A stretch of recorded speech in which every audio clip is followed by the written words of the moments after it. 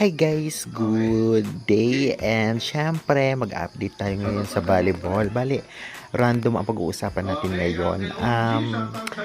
Ito ay nakikita ko lamang na talagang napakalakas ng import ngayon at tatlong import talaga ang talagang top scorer o best scorer ngayon galing sa Farm Fresh, Sauce Coffee at Capital One. Grabe yung mga import nila.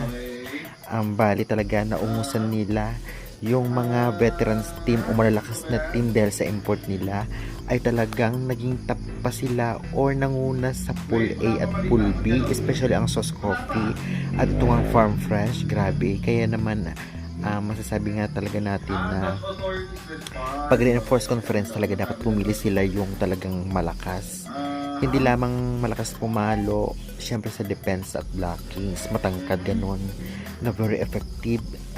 Okay naman yung sa ibang import, ngunit talagang yun nag-stand out yung tatlo nga, and then malakas din yung import ng Petrogas. Malinat makabawi pa siya at maging maungusan niya rin yung mga nasa top ngayon na import, diba? Grabe. And then syempre kaabang-abang din yung laban bukas ng PLDT at Farm Fresh, kaya hindi ma-predict kung anong team mananalo kasi talagang 50-50, diba? Ano pa ba? And then syempre maya-maya lamang ay supportan natin 9:30 PM Philippine time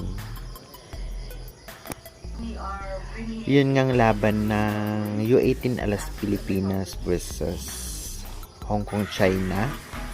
Sana manalo sila dahil nanalo sila kagabi sa China sa loob ng 3 straight sets. O diba, ang bonggang-bongga na U18 Alas Pilipinas. Talaga may future ang women's volleyball dito sa Pilipinas kasi kapag nag-college na yan or medyo sanay na sila makipaglaban sa international, diba? Kaya tiyak na magbo-boom talaga ang volleyball dito sa Pilipinas. Kaya syempre mag-subscribe na for more updates. Ano pa ba yun?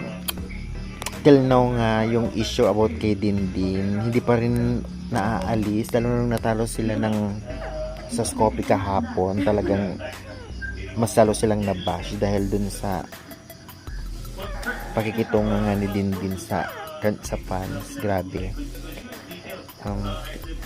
Ano masasabi niyo about dun, guys? Talagang mali ba siya or tama naman? Kung gano'n, i-comment nyo lang sa baba. And then naman tapos ang laban sa PVL, tiyak na babawi at babawi pa ang ibang team sa natitira nilang laban. Kaya syempre mag-subscribe na, guys. Yun lang, at bukas magbibigay tayo ng preview sa lahat ng game. Abangan nyo. Maraming salamat po, subscribe na lang.